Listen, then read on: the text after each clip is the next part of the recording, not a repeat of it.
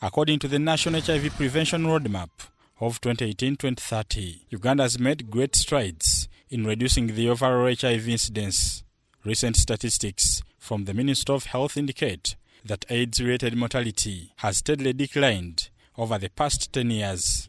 The Uganda Population-Based Impact Assessment Report also indicates that the country has made significant progress in reducing the HIV prevalence from 7.3% in 2011 to 6.2% in 2017 among adults aged 15 to 64 years, but that prevalence remains high among females at 7.16% than males at 4.7%.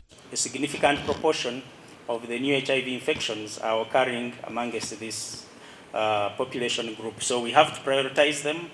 We have to look at how to reach them and the conventional methods that we've previously used in delivering both services. Statistics from Uganda AIDS Commission indicate that there are 1.3 million Ugandans living with HIV, of which 67% are on treatment and 60% are virally suppressed. 74% of Ugandans know their HIV positive status, while 95% of mothers living with HIV are accessing elimination of mother-to-child transmission of HIV, EMTCT services.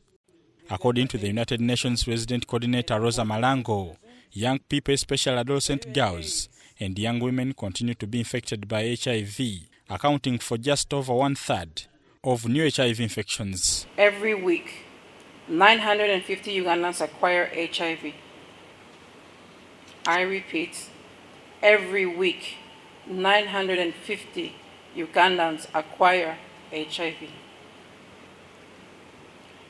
This means that in 2017, we were talking about 50,000 Ugandans. And unfortunately, most of them are young girls. I want us to pause and think, what are the implications of these numbers for Uganda that wants to become a middle-income country? What kind of citizens is the country going to have if we don't stop these numbers? These are our doctors and our engineers. These are our members of parliament and our ministers. These are our entrepreneurs and our teachers that right now, at such a young age, are already being infected with HIV.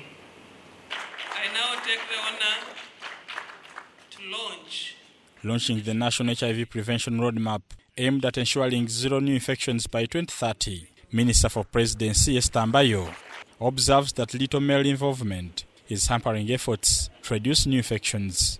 But the problem was men. Men don't want to test, men don't want to test. But we were just talking, men don't want to test. What have we done about the men who don't want to test? Let us encourage the men. Let us walk the talk. Let us talk sense. Let us put sense in the men's heads. Except the men who are here. During the Uganda Country Coordinating Mechanism for Global Fund, the country Global Fund body's recent site visit in eastern Uganda, locals blamed the epidemic to men and partners who don't want to disclose their status. Omusaada amira idagala nga tayenda akobera mukazi. Era omukazi yena bwabanga yekwese bwekweke yena yalimira nga tayenda akobera musaada naddala abafumba abakabonagana. Aye ngai fotulwiremu eyo omuntu buli muntu ayabaide mwine kyali kale eyo kusaidia gange kizirawo. Kala akawuka kano kaganye lwakubanga nti abantu balina obutakkiriza nti nakawuka. Kasinga abantu bano bakkiriza ne babulira ne family member. Abantu aba bakkiriza ne babulira ne family member bali bulungi era bamira bulungi eddagala. Then it must be compulsory in health centers that if somebody enters the health center for any test, they first test for HIV. Let it be a government policy that everybody must be tested.